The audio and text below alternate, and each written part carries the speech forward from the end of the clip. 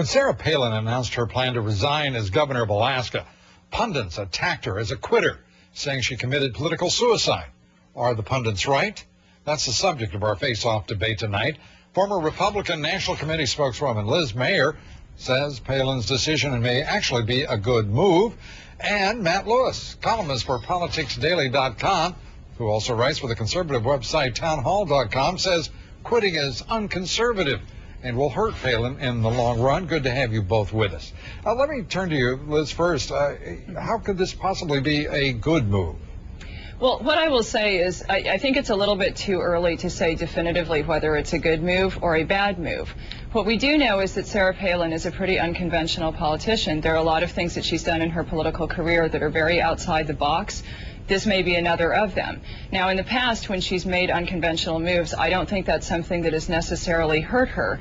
You know, when she ran against Frank Murkowski for the governorship, she was primarying a sitting governor of her own party, doing that from the position of the last elected office that she had held, being mayor of Wasilla, Alaska, a town of about 10,000 people. That was something that was pretty risky and pretty outside the box, and perhaps something that a lot of political strategists wouldn't necessarily have countenanced, but it seems to have actually worked out well from her from a career perspective. Matt, you disagree, saying that she should have sought counsel from one Karl Rove, for example. Well, I think that she lacked a Karl Rove, or a James Carville for that matter, somebody who has been in the national scene and understands national politics.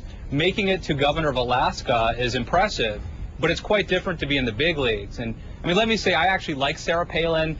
I think she's a good person. I like her policies. I think she's a good conservative.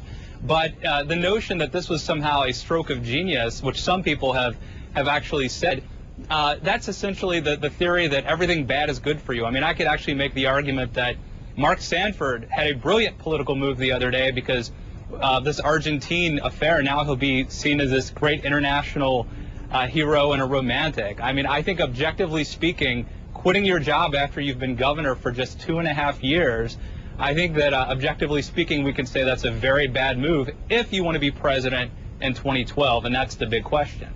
Man, I think you just demonstrated that political journalists and political strategists can spin just about everything when it comes to Governor Sanford. Governor Palin's decision to resign, you know, let's take a look at a new USA Today Gallup poll and what it says specifically about her political firepower as a result. Would you support Sarah Palin for president in 2012? Registered voters, 19%. Republican voters, interestingly, saying by 72% that they would. I mean, that's pretty amazing, don't you think? Well, I think it is, and I think it speaks to her popularity and her charisma, which is all the more disappointing here. I mean, we have a candidate who was incredibly talented, and I think she's missed an opportunity. I mean, frankly, those numbers are good, but they exist in a vacuum. And if she runs for president in 2012, she will be on stage in debates, and she'll have Mitt Romney stand up and say, I was governor of Massachusetts, a much tougher state than Alaska in terms of the Democrats I had to fight off, and I didn't quit, and I'm not going to quit when I get to be president. Then Mike Huckabee's going to stand up, and he's going to say, I was governor of Arkansas, and people were filing, you know, ethics suits against me, and I didn't quit, I didn't give up, and when I'm president, we need a fighter. And so I just think that... Do you agree with that, Liz? Well, I think that it possibly depends on what she actually does next. If she actually goes out and becomes an effective advocate for something that is a really top-line public policy issue that people deeply care about, you know, that is a different way of making an argument that she is somebody who is effective and is a fighter. Frankly, I don't know what she's going to do next. I'm not sure that she knows what she's going to do next. So that remains to be seen. My point is really that Sarah Palin, I think, is a very savvy politician, regardless of what one may think of her as a person, whether one loves her or hates her. I think it's fair to say that she's somebody who's pretty capable of leaping over a lot of hurdles and achieving her objectives very, very rapidly. She also referred to being the victim of political blood sport, which just about everyone is, but I think it is entirely fair to say that she, without question, has been an extraordinary lightning rod, drawing the fire and the ire of the liberal media, as well as the Democratic Party and liberals on the left side of particularly the Democratic Party.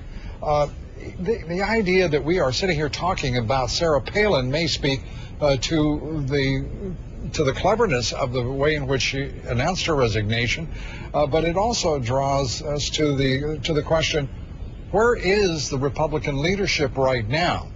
Because seemingly the Republican Party is rudderless, leaderless, and without a single or unified voice of any kind. How do you react to that, Matt? Is that a fair statement or not? Several fair statements. I mean, first of all, I think that you're absolutely correct. Sarah Palin was viciously attacked. It's unprecedented. The rumors and the sexism and even the latest Vanity Fair column on her was a complete hit job.